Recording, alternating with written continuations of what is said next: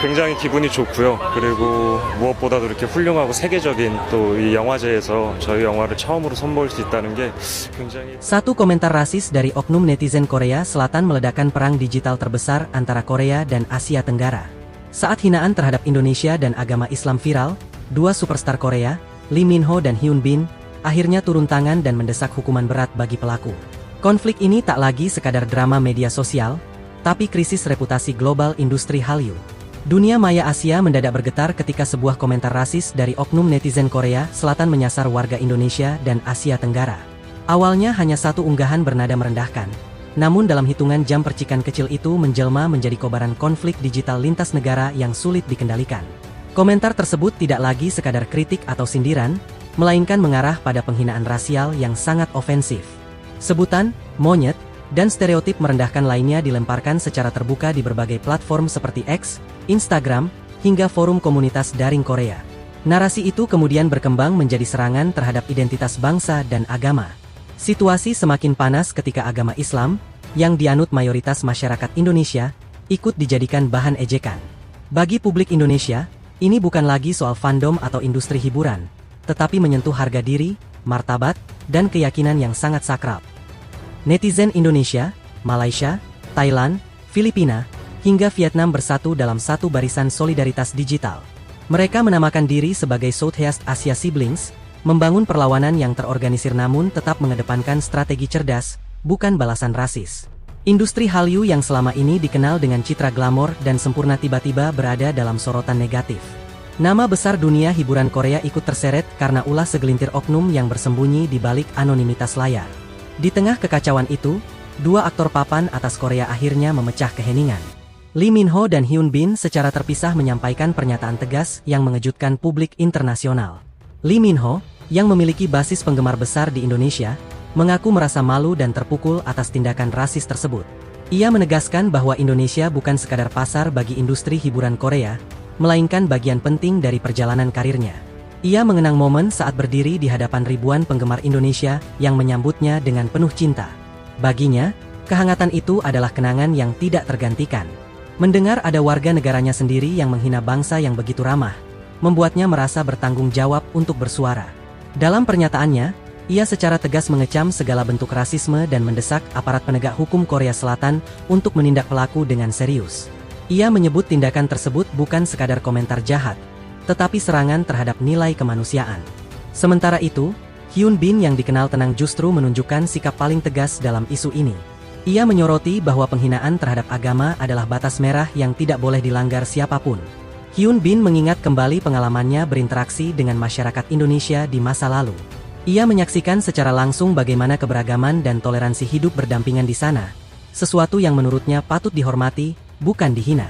Ia menegaskan bahwa kesuksesan global industri hiburan Korea tidak lepas dari dukungan penggemar di Asia Tenggara, khususnya Indonesia. Tanpa cinta dan loyalitas pasar ASEAN, gelombang Hallyu tidak akan sebesar sekarang. Pernyataan dua aktor besar ini langsung viral dan menjadi sorotan media internasional. Banyak pihak memuji keberanian mereka karena berani mengkritik perilaku oknum dari negaranya sendiri, demi menjaga hubungan baik antar bangsa. Di sisi lain, netizen Asia Tenggara menunjukkan respons yang unik. Mereka tidak membalas dengan hinaan serupa, melainkan melakukan report massal terhadap akun-akun rasis dan menyebarkan konten positif tentang budaya ASEAN. Bahkan sebagian menggunakan bahasa daerah dan aksara lokal untuk menghindari algoritma penerjemah otomatis, menciptakan ruang komunikasi internal yang sulit dipahami oleh pihak luar yang berniat memprovokasi.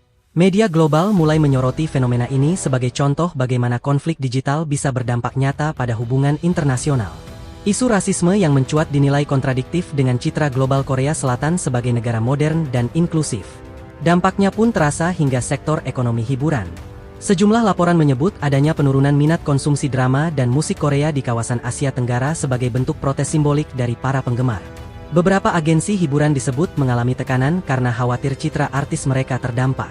Investor pun mulai mencermati situasi dengan hati-hati, menyadari bahwa reputasi global sangat rentan terhadap isu sosial. Desakan agar pemerintah Korea Selatan mengambil langkah tegas semakin menguat. Publik menuntut agar pelaku rasisme tidak hanya diberi peringatan, tetapi benar-benar diproses sesuai hukum yang berlaku. Organisasi hak asasi manusia juga ikut bersuara, menekankan bahwa penghinaan rasial dan agama bukan persoalan sepele di era konektivitas global. Dunia kini terhubung, dan setiap ucapan memiliki konsekuensi luas. Lee Min-ho kembali menegaskan bahwa keberagaman adalah kekuatan, bukan ancaman. Ia berharap tragedi digital ini menjadi pelajaran bagi generasi muda untuk lebih bijak menggunakan media sosial. Hyun Bin pun menyerukan introspeksi nasional. Ia mengingatkan bahwa kebanggaan terhadap budaya sendiri tidak boleh berubah menjadi sikap merendahkan budaya lain. Solidaritas netizen Asia Tenggara semakin solid. Tagar-tagar kampanye antirasisme menggema di berbagai platform, menunjukkan bahwa kekuatan kolektif bisa menjadi alat diplomasi moral yang efektif. Banyak pengamat menyebut peristiwa ini sebagai titik balik dalam hubungan digital antara Korea Selatan dan Asia Tenggara. Kesadaran tentang pentingnya etika global di ruang maya semakin menguat.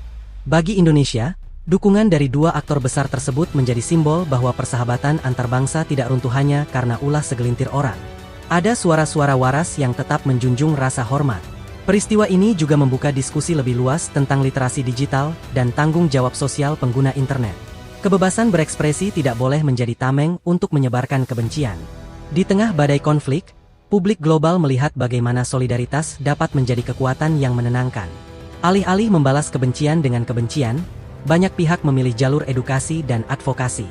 Hubungan budaya antara Korea Selatan dan Indonesia sejatinya telah terjalin selama bertahun-tahun melalui musik, film, dan kolaborasi kreatif. Konflik ini menjadi ujian apakah fondasi tersebut cukup kuat menghadapi provokasi.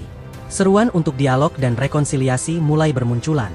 Banyak komunitas penggemar lintas negara mengadakan diskusi daring untuk memperkuat rasa saling pengertian. Di sisi lain, tekanan terhadap platform media sosial agar lebih tegas memoderasi konten rasis semakin besar. Dunia menuntut regulasi yang lebih efektif dalam menghadapi ujaran kebencian lintas batas. Keberanian Lee Min-ho dan Hyun Bin dinilai sebagai langkah penting dalam menjaga martabat industri hiburan Korea. Mereka menunjukkan bahwa selebritas memiliki tanggung jawab moral yang melampaui layar kaca.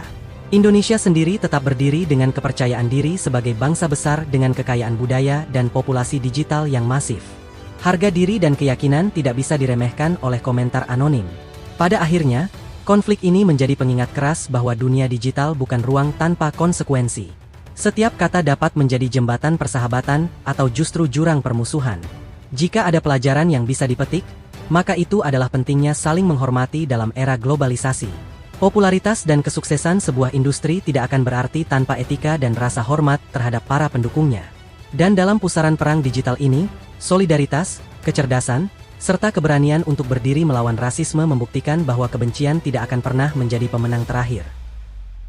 Ano kayo yung sinesenyas niya sa kamay niya? Wala parang masamang loob. Pero pinipilit pa rin yung tapusin yung ano niya. Yan tingnan nyo.